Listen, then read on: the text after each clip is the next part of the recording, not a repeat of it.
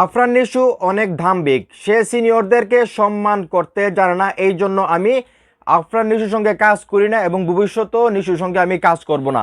ভাইরে ভাই, এমনটাই কিন্তু মন্তব্য করলেন ছোট পর্দার একজন জনপ্রিয় অভিনেতা এবং উনি কিন্তু একজন পরিচালক। ওনার নাম আব্দুল্লাহ রান। তো ওনাকে আপনারা সবাই চিনেন, ভালো করে ছবিটা দেখেন আব্দুল্লাহ রানকে। উনি কিন্তু আসলে একটা ইন্টারভিউতে এই কথাগুলো বলেন যে আফরান নিশু খুবই দাম্ভিক এবং উনি মানে সিনিয়র যে আর্টিস্ট আছে বা সিনিয়র যারা আছে ওনাদেরকে আসলে উনি সম্মান করে না। এছাড়াও উনি মোশাররফ করিমের কথা বলছে।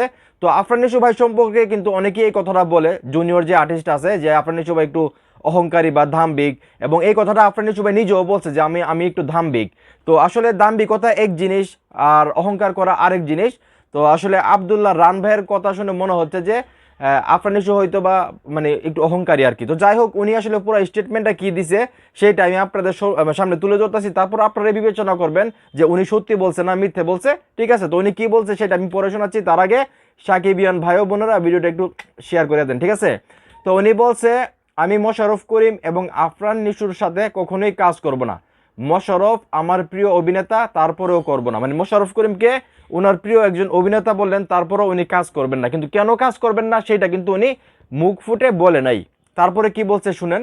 নিশুর দাম্ভিকতার কারণে আমি কাজ করি না তার সাথে, সে সিনিয়রদেরকে সম্মান করতে জানে না। তো চিন্তা করে দেখছেন, মানে মোশাররফ করিমের সঙ্গেও কাজ করবে না, কিন্তু উনি বলছেন মোশাররফ করিম হলো আমার খুব মানে পছন্দের একটা মানুষ, কিন্তু কিসের কারণে মোশাররফ করিমের সঙ্গে কাজ করবে না সেটা উনি বলে নাই।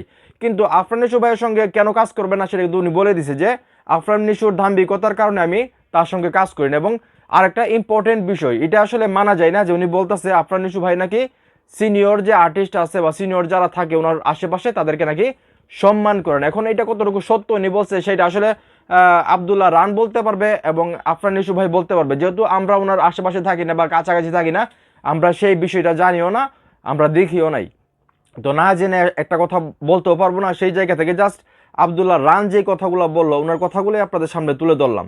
তো এখন এই মুহূর্তে যারা আমার এই ভিডিও দেখতেছেন, আপনারাও কি আসলে আফরান নিশু ভাইকে দাম্ভিক বা অহংকারী মনে করেন, বা উনি কি আসলে সত্যি সত্যি সিনিয়রদেরকে সম্মান করে না? তো আপনারা কতটুকু জানেন ওনার বিষয়ে সেটা অবশ্যই কমেন্টের মাধ্যমে জানাবেন এবং সাকিবিয়ান ভাই বোনেরা আবারও ভিডিওটা একটু শেয়ার করে দেবেন।